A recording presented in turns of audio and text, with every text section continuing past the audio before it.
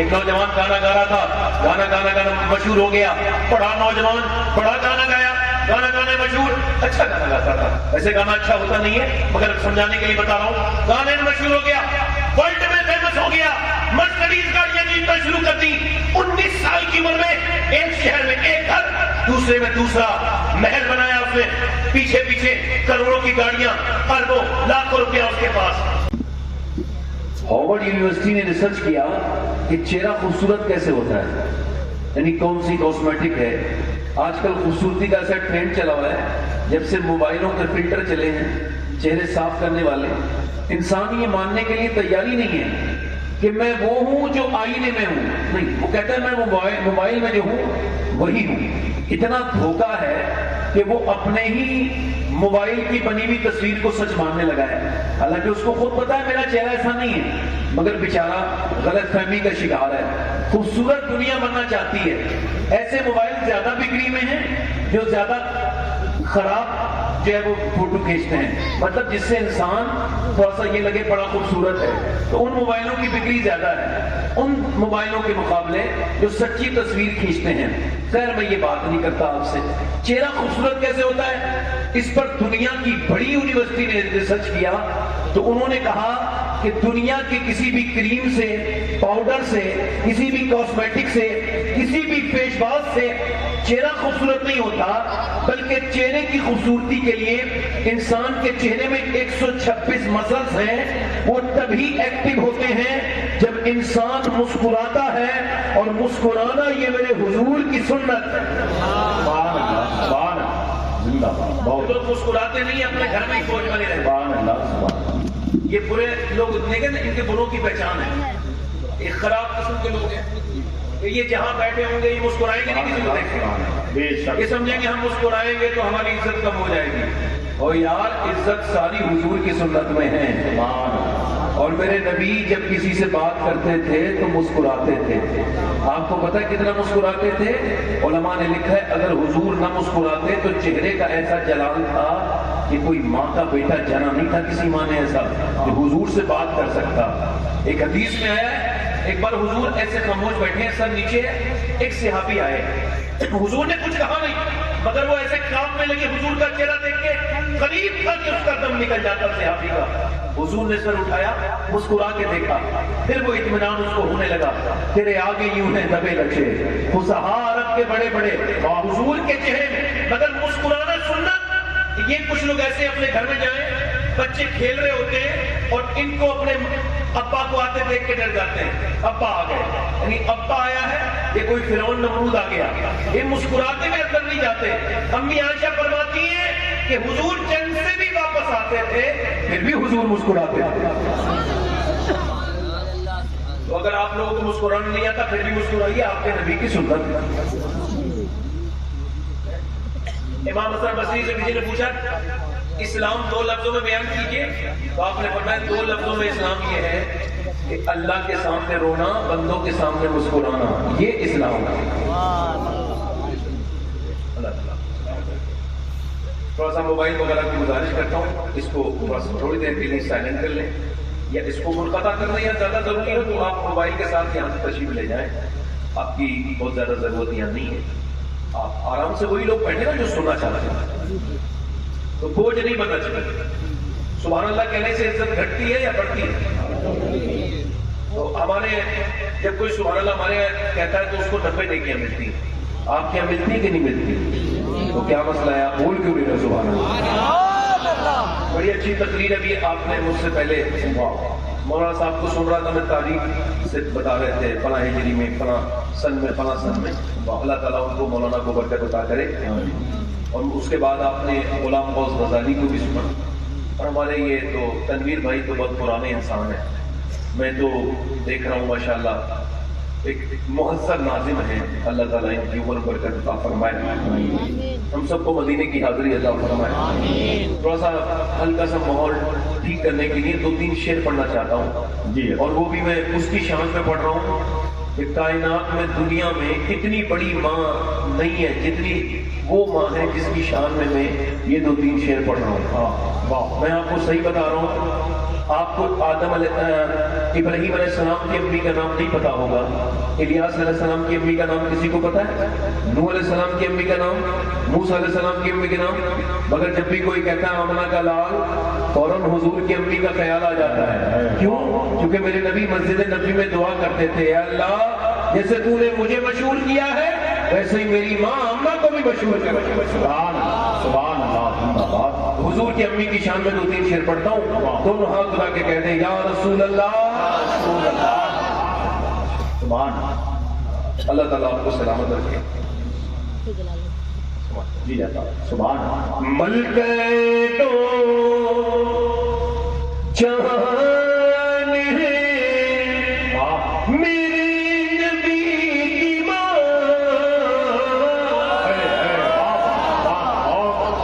زندہ باد. ملکے تو جہان ہے میری نبی کی ماں. ملکے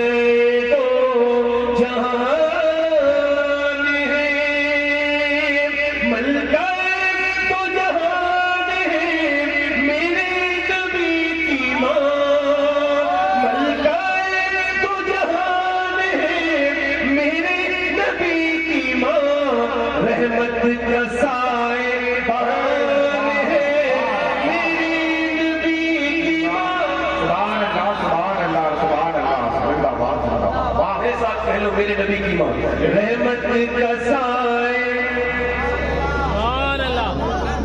اور چچی ہے مرتضیٰ کی دادی بطول کی. چچی ہے مولا علی کی اور دادی ہے سیدہ فاطمہ کی. اب ذرا کہہ دو سبحان اللہ. چچی ہے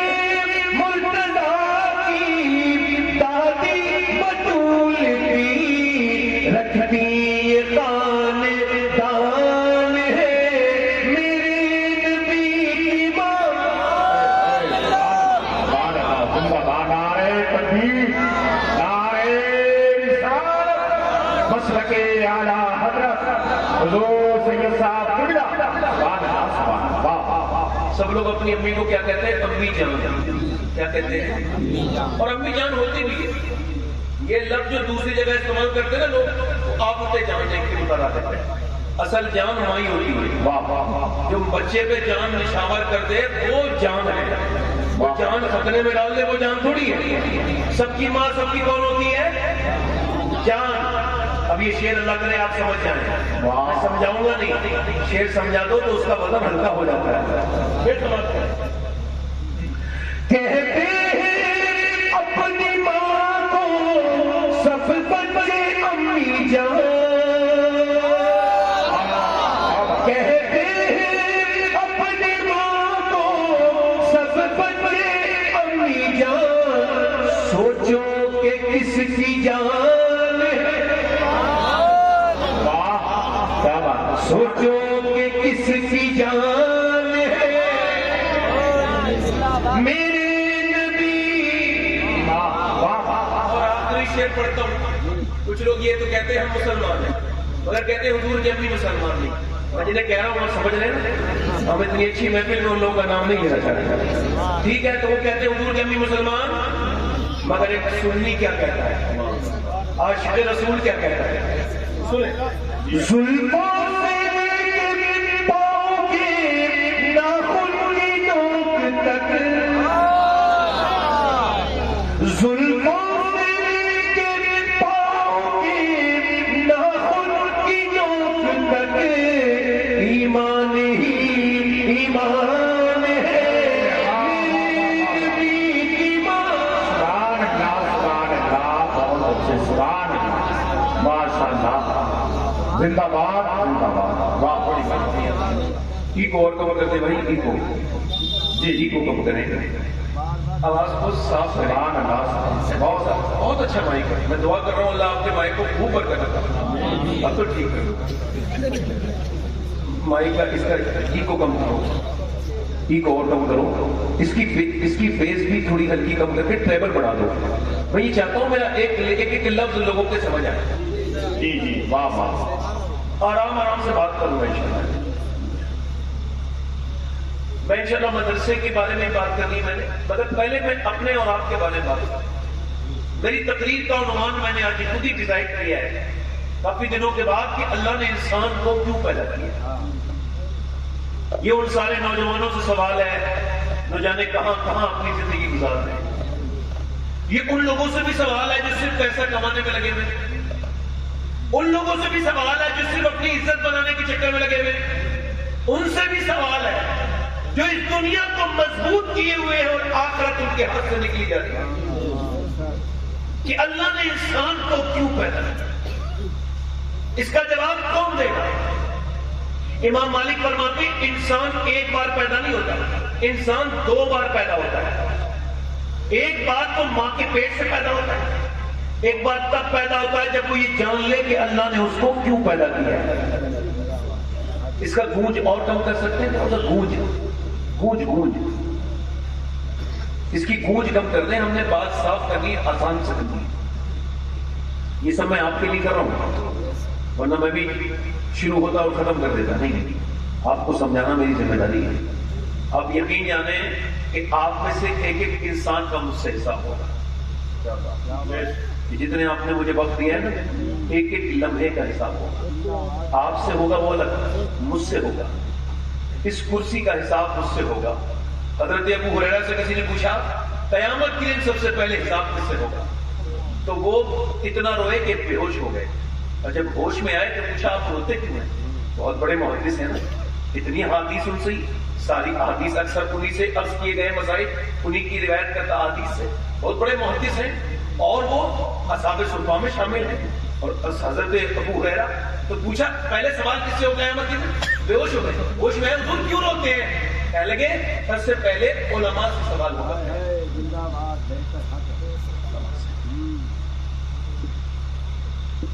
تم بھی ایسے ہی تھے جیسے وہ ہیں، مگر تم کو عزت دی گئی، تم کو منبر و محراب کا مالک بنایا گیا، تو تم نے اپنا حق کیسے ادا کیا؟ یہ حساب مجھ سے بھی ہوگا، اس کرسی کا، آپ سے بیٹھنے کا. میں یہی تو کہہ رہا ہوں کہ کیوں بنایا گیا ہے، انسان کو کیوں پیدا کیا گیا ہے. یہ ایک سوال ہے، اس کا جواب کون دے گا؟ امام مالک فرماتے ہیں انسان دو بار پیدا ہوتا ہے. ایک بار ماں کے پیٹ سے، ایک بار تب پیدا ہوتا ہے جب وہ یہ سمجھ جائے کہ اللہ نے اس کو پیدا کیوں کیا ہے. اچھا ذرا غور کریں، انسان دو بار کیسے پیدا ہوتا ہے؟ اب اس کا جواب کیسے لیا جائے؟ کس سے پوچھا جائے؟ کسی فلسفی سے، کسی انجینئر سے، کسی ڈاکٹر سے؟ وہ جواب نہیں دے پائے گا. نہ کوئی دانشور جواب دے پائے گا، کیونکہ وہ تو خود پیدا کیا گیا ہے. اس کا جواب وہی دے گا جس نے انسان کو پیدا کیا ہے. انسانوں سے سوال یہ ہے کہ آپ کی بائک ایک کام کے تحت ہے، جب وہ بیکار ہو جاتی ہے آپ اس کو بیکار پھینک دیتے ہیں. آپ کا فریج، واشنگ مشین، دنیا کی ساری چیزیں ایک مقصد کے تحت ہے. تو کیا اللہ نے انسان کو بے مقصد پیدا کیا؟ اب اللہ سے پوچھو اے اللہ تو نے انسان کو کیوں بنایا؟ تو وہ جواب دیتا ہے، قرآن میں ارشاد فرماتا ہے میں نے انسان کو پرکھنے کے لیے، آزمانے کے لیے بنایا. موت اور حیات کس وجہ سے بنائی؟ کہ انسان پرکھا جائے، اس کی آزمائش ہو، اس کا امتحان ہو کہ میں دنیا میں اسے بھیج رہا ہوں، واپس نہیں میری طرف آنا ہے، مگر یہ 50-60 سال کی عمر میں وہ مجھے یاد رکھتا ہے کہ نہیں رکھتا. آپ کا اور میرا جسم یہ تو بالکل نیا ہے. میری اور آپ کی روح ایک ہی عمر کی ہے. امام غزالی کے سامنے ایک آدمی نے اپنے بیٹے کا تھپڑ مارا تو انہوں نے کہا تو نے غضب کر دیا. کہنے لگا بچے کی تو تھپڑ مارا، کہنے کہ بچے کے نہیں، تو نے لاکھوں سال پرانی روح پہ ہاتھ اٹھا دیا. یہ جسم کچھ دنوں کے لیے ہے، یہ تھوڑے دنوں کے بعد حضور فرماتے ہیں میری امت کی عمر 60 اور 70 کے درمیان ہے. بین ال70 و 70 سے 3، یعنی 60 اور 70 کے درمیان میری امت کی عمریں ہیں. مگر انسان کا جینا ایسا نہیں لگتا کہ یہ 60 سال جیے گا، یہ 70 سال جیے گا، یہ سمجھ ہی نہیں پایا۔ اس کا مطلب کیا ہے؟ امتحان کا مطلب یہ فجر کا نماز کا وقت ہے اور ایک نوجوان سو رہا ہے، بالکل گہری نیند میں ہے اور پوری طرح سے گرمائی کے اندر ہے، اور ایک دم اذان کی آواز آئی ہے تو آنکھ کھل گئی۔ ایمان نے کہا چلو نماز پڑھتے ہیں، مگر نفس جو اندر بیٹھا ہے نا، اللہ فرماتا ہے میں نے انسان کے ساتھ اپنے دشمن نفس کو بھی پیدا کیا۔ یہ نفس جو آپ کو برائیوں کو ابھارتا ہے اور نیکیوں سے روکتا ہے، یہ نہ صرف آپ کا دشمن ہے، یہ میرا بھی، یہ آپ کا بھی دشمن ہے، اللہ کا بھی دشمن ہے۔ اب وہ نفس کہہ رہا ہے سو جا سو جا، ایمان کہہ رہا ہے نماز ایک مرتبہ قضا ہو گئی تو پھر دوسری مرتبہ نہیں ملے گی، مگر ایمان کہہ رہا ہے اٹھ جا، نفس کہہ رہا ہے سو جا۔ مگر ایمان نے اس پر فتح حاصل کی، بلینکٹ پھینک دیا، لحاف پھینک دیا، اور جا کر کے مسجد میں اس نے ٹھنڈے پانی سے وضو کیا اور جا کر کے اپنی ناک مسجد میں رگڑی۔ جیسے ہی ناک اس نے سجدے میں لگائی ہے ویسے ہی فرشتوں نے اعلان کر دیا آج فلاں بستی میں، فلاں محلے میں، فلاں آدمی، فلاں لڑکا اپنے نفس پر غالب آ گیا، اس نے اپنے نفس کو ہرا دیا اور وہ فتح ہو گیا، اس نے کامیابی حاصل کر لی، وہ پہلے امتحان میں کامیاب ہو گیا۔ جیسے ہی تو فجر کے لیے جھکا ہے، اللہ کی رحمتوں نے تجھے آواز دینا شروع کر دی، اس کے بعد تو نماز کے بعد باہر آیا اور نماز کے بعد اپنے گھر میں ناشتہ کیا، صبح میں چلا کالج کو، اسکول یا اپنے کام کے لیے، تیرے سامنے ایک لڑکی آ گئی، بڑی بیکار سے کپڑے پہنے ہوئے ہیں، اس کے جسم پہ ٹائٹ لباس ہے، بڑی بےہودہ قسم کے کپڑے ہیں اس کے، اب اس کو تو نے ایک مرتبہ دیکھ لیا، مگر حضرت سیدنا مجدد الفسانی شیخ سرہندی فرماتے ہیں کہ زنا کی شروعات آنکھوں سے ہوتی ہے، آنکھیں دیکھتی ہیں، دل پسند کرتا ہے اور شرمگاہ اس پھیلے پن کو کر جاتی ہے، یعنی اب ایک بار نظر پڑ گئی، ایک نظر معاف ہے۔ علماء کہتے ہیں ایک نظر میں کوئی فتنہ نہیں اٹھتا، دوسری نظر میں فتنہ اٹھتا ہے۔ اب نفس ابھار رہا ہے دوسری بار دیکھ لے دیکھ لے دیکھ لے، ایمان کہہ رہا ہے نانا یہ زنا ہے، دیکھنا نہیں۔ تیرے نبی نے فرمایا صرف زنا فزیکل زنا نہیں ہوتا، صرف مل کے زنا نہیں ہوتا، آنکھوں سے دیکھنا یہ آنکھوں کا زنا ہے، کانوں سے غیر محرم لڑکی سے باتیں کرنا یہ کانوں کی بدکاری ہے، زبان سے بات کرنا یہ زبان کی بدکاری ہے۔ یاد رکھو کوئی عام آدمی ہو یا خاص آدمی ہو یا کوئی جاہل ہو یا پڑھا لکھا ہو، شریعت سب کے لیے ہے، جو شریعت کا پابند رہے گا دنیا اس کی پابند رہے گی، اور جو شریعت کی پابندی نہیں کرے گا دنیا میں ذلیل و خوار ہوگا۔ واہ واہ واہ، سبحان اللہ سبحان اللہ، بے شک، واہ واہ۔ تھوڑا سا اس کا ٹریبل بڑھا دیں، آپ ذرا زور سے بولیں سبحان اللہ۔ مطلب یہ کہ اس کا نفس کہہ رہا ہے دیکھ لے، یہ کہہ رہا ہے نہیں دیکھوں گا۔